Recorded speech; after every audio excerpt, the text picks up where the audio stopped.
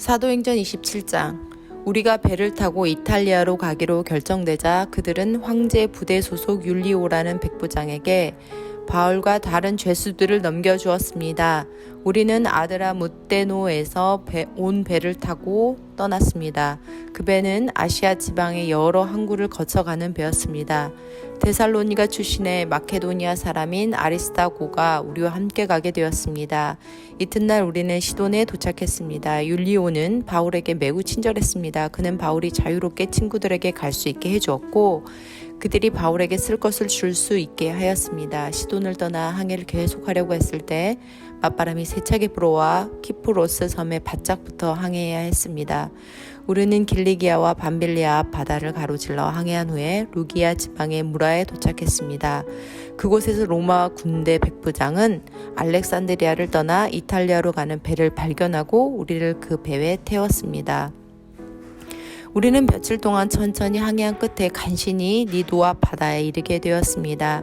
맞바람이 너무 세차게 불어와 우리가 가려던 항로로 더 이상 나갈 수 없어서 살몬의 맞은편에 있는 크레타 섬을 끼고 항해하였습니다. 우리는 해안가를 따라 어렵게 항해하여 라세라라는 도시에서 가까운 아름다운 항구라 하는 곳에 도착하였습니다. 시간을 많이 빼앗긴 데다가 이미 금식 기간도 지나 더 이상 항해하는 것이 위험했으므로 바울이 그들에게 충고했습니다. 여러분, 계속해서 항해를 하다가는 큰 어려움을 겪게 될 것이라고 생각합니다. 배와 짐만 손실되는 것이 아니라 우리 목숨까지도 잃게 될 것입니다. 그러나 백부장은 바울의 말을 듣기보다는 선장과 선주의 말을 더 믿었습니다. 그 항구는 겨울을 보내기에는 적당하지 못한 항구였기 때문에 사람들은 대부분 그곳을 떠나 베닉스에 가서 겨울을 보내고 싶어 했습니다. 베닉스는 크레타 섬에 있는 항구 도시인데 남서쪽과 북서쪽을 향해 위치한 곳이었습니다. 마침 남쪽에서 순풍이 불기 시작하자 사람들은 자기들의 계획대로 도리라고 생각했습니다. 그래서 그들은 닷을 올리고 크레타 섬 해변을 따라 항해하기 시작했습니다. 갑자기 유라굴로라고 부르는 폭풍이 섬 쪽으로 불어왔습니다. 배는 폭풍에 휘말려 바람을 거슬러 조금도 앞으로 나아가지 못했습니다. 그래서 우리는 앞으로 가려는 노력은 포기하고 바람이 부는 대로 배를 내맡기고 표류하기 시작했습니다. 그러다가 가우다라는 작은 섬의 남쪽 방향으로 떠밀려 갈 때 우리는 간신히 거룻배를 끌어올릴 수 있었습니다. 선원들은 거룻배를 끌어올린 다음에 밧줄로 동여 맸습니다. 그들은 배가 스르디스의 모래톱에 걸릴까 염려하여 닻을 내리고 배를 바람 부는 대로 떠밀려 가게 했습니다. 우리가 폭풍에 너무도 시달리자 이튿날에는 선원들이 짐을 바다에 내던졌습니다. 3일째 되는 날에는 배에 장비마저 내어 던졌습니다. 우리는 며칠째 해도 보지 못했고 별도 보지 못했습니다. 바람은 계속돼서 거세게 불어왔습니다. 결국 우리는 살아남을 수 있다는 희망을 모두 포기하고 말았습니다. 사람들이 오랫동안 아무것도 먹지 못하고 있는 가운데 바울이 일어나 그들에게 말했습니다. 여러분, 내가 크레타 섬을 떠나지 말자고 한 말을 들었어야 했습니다. 그랬다면 이런 손해를 입지 않았을 것이고 물건을 잃어버리지도 않았을 것입니다. 하지만 여러분, 이제 내가 권합니다. 용기를 내십시오. 이 배만 잃을 뿐 여러분 중에는 한 사람도 목숨을 잃지 않을 것입니다. 지난밤에 나의 주님이요 내가 섬기는 하나님의 천사가 내 곁에 나타나 이렇게 말해 주었습니다. 바울아, 두려워하지 마라. 너는 반드시 황제 가이사 앞에 서야 한다. 하나님께서 너와 함께 항해하는 모든 사람들의 목숨을 너에게 맡겨주셨다. 그러니 여러분, 용기를 내십시오. 나는 하나님을 믿습니다. 모든 일이 하나님의 천사가 내게 말씀하신 대로 이루어질 것입니다. 우리는 반드시 어떤 섬에 밀려가 닿게 될 것입니다. 14일 되던 밤에 우리는 안드레아 바다에서 표류하였습니다. 한밤중에 선원들은 우리가 어떤 섬에 가까워지고 있음을 느꼈습니다. 그래서 물 깊이를 재어보니 약 40m였고 조금 더 가서 다시 재어보니 이번에는 30m였습니다. 우리는 혹시 암초에 걸리지는 않을까 염려되어 닷 4개를 물에 던져놓고 날이 밝기를 기다렸습니다. 그런데 선원 몇 사람이 배에서 빠져나갈 속셈으로 배 앞쪽에 닷을 더 내린다는 구실로 거룻배를 물에 내렸습니다. 그러자 바울이 백부장과 그녀들에게 이 사람들이 배에 남아있지 않으면 당신들마저 구조되지 못합니다 라고 말했습니다. 그래서 군인들이 밧줄을 끊어서 거룻배를 떼어버렸습니다. 날이 밝을 무렵 바울은 모든 사람에게 음식을 먹으라고 권하면서 말했습니다. 지난 14일 동안 여러분은 마음을 졸이며 지금까지 아무것도 먹지 않고 지냈습니다. 하지만 이제는 음식을 드십시오. 그래야 살아남을 수 있습니다. 여러분 중에 그 누구도 머리카락 하나도 잃지 않을 것입니다.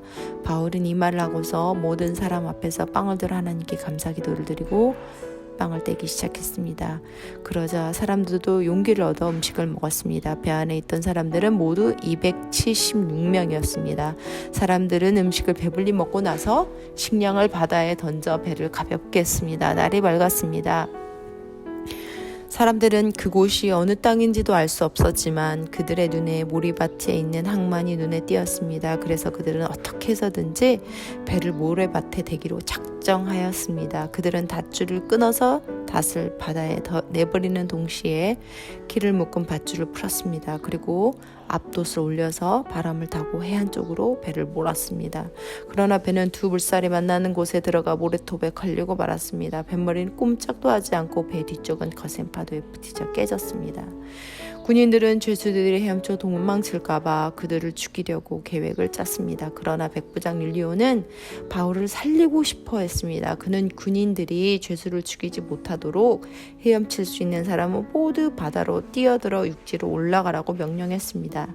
남은 사람들은 널판지나 부서진 배 조각을 붙잡고 나가게 명령했습니다. 그들은 모두 육지에 무사히 올라왔습니다. 28장. 우리는 육지에 모사에 오른 뒤에야 그 섬이 몰타라는 섬이라는 걸 알았습니다. 비가 오고 매우 추웠습니다. 섬 사람들은 우리에게 분에 넘치는 친절을 베풀며 불을 피워놓고 우리를 맞아주었습니다. 바울이 장작을 한 무더기 모아다가 불에 넣었는데 뜨거운 불 때문에 독사가 튀어나와 바울의 손을 물었습니다. 섬 사람들은 독사가 바울의 손에 매달려 있는 것을 보고 이 사람은 틀림없이 살인자다. 바다에서는 살아나왔는지 모르지만 정의의 신이 그를 살려두지 않을 것이다 라고 서로 수근거렸습니다. 그러나 바울은 그 뱀을 불 속에 떨어뜨렸고 아무런 해도 입지 않았습니다.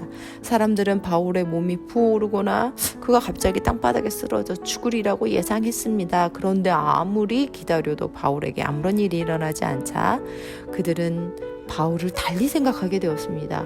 그들은 바울을 신이라고 불렀습니다. 그 근처에 그 섬의 주장인 보블리오가 땅을 소유하고 있었습니다. 그 사람이 우리를 자기 집으로 초대해서 3일 동안 친절하게 대접해 주었습니다. 그때 마침 보블리오의 아버지가 열병과 이질에 걸려 자리에 누워 있었습니다. 바울이 그를 찾아가 기도하고 그 사람의 몸에 손을 얹어 그를 낫게 하였습니다. 이 일이 있은 뒤에 그 섬에서 병을 앓고 있는 다른 사람들도 바울을 찾아와 고침을 받았습니다. 그 섬 사람들은 우리를 잘 대접해 주었습니다. 우리가 떠나려고 할 때 그들은 필요한 물건들을 배에 실어 주었습니다. 석 달이 지난 후 우리는 그 섬에서 겨울을 보낸 알렉산드리아 배를 타고 뱃길에 올랐습니다. 그 배 앞에는 쌍둥이 신 표시가 있었습니다. 우리는 수라구사에 배를 대고 3일 동안 지냈습니다. 그곳을 떠나서는 레기온에 도착했습니다. 그 이튿날 단풍이 불어와서 그곳에 쉽게 벗어날 수 있었습니다. 이틀 만에 우리는 보디올에 닿았습니다. 거기서 우리는 신자들을 만나 그들의 초청을 받고 일주일 동안 그들과 함께 지냈습니다. 그런 뒤에 마침내 우리는 로마에 도착했습니다. 로마에 있는 형제들은 우리가 온다는 소식을 듣고 앞비오 광장과 새 여관에서 우리를 마중 나왔습니다. 바울은 그들을 보자 용기를 얻으며 하나님께 감사했습니다. 우리가 로마에 도착했을 때 바울은 그를 지키는 군인 한 사람과 함께 혼자 지내도 된다는 허락을 받았습니다. 3일 뒤에 바울은 그곳의 유대인 지도자들을 불러 모았습니다. 그들이 모이자 바울은 이렇게 말했습니다. 동포 여러분, 나는 우리 백성이나 우리 조상들의 관습을 거슬리는 일을 한 적이 없습니다. 그런대로 나는 예루살렘에서 붙잡혀 로마 사람들의 손에 넘겨졌습니다. 로마 사람들이 나를 신문했으나 내게는 사형을 당할 만한 죄가 없다는 것을 알고 나를 풀어주려 했습니다. 그런데 그곳의 유대인들이 반대해서 나는 로마에 와서 황제에게 상소할 수밖에 없었습니다. 그렇다고 해서 내 백성을 고발하려는 것은 아닙니다. 이런 이유로 여러분들을 뵙고 말씀드리고자 오시라고 했던 것입니다. 내가 이렇게 사슬에 매인 것은 이스라엘의 소망 때문입니다. 유대인들이 바울에게 대답했습니다. 우리는 아직 유대로부터 당신에 관한 어떤 편지도 받은 적이 없습니다. 또 유대로부터 또 온 우리 형제들 중에서 당신에 관한 나쁜 소식을 전하거나 당신을 나쁘게 말한 사람도 없습니다. 우리는 다만 당신 생각을 듣고 싶습니다. 우리가 알기로는 어디를 가도 당신 종파에 대해서 반대하는 사람이 많다고 합니다. 바울과 유대인들은 만날 장소를 정했습니다. 그날이 되었을 때 더 많은 유대인들이 바울이 지내고 있는 곳으로 모였습니다. 바울은 아침부터 저녁까지 그들에게 하나님의 나라를 설명하고 선포했습니다. 또 모세와 예언자들의 글을 예로 들어서 그들이 예수에 관한 것을 믿게 하려고 했었습니다. 바울의 말을 믿는 사람들도 있었지만 믿지 않은 사람들도 있었습니다. 그들은 이처럼 의견이 갈린 채 헤어질 때 바울이 한마디 말을 남겼습니다.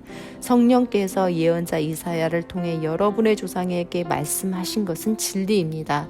이 백성에게 가서 말하여라. 너희가 듣기는 들어도 깨닫지 못하고 보기는 보아도 알지 못하는 것이다.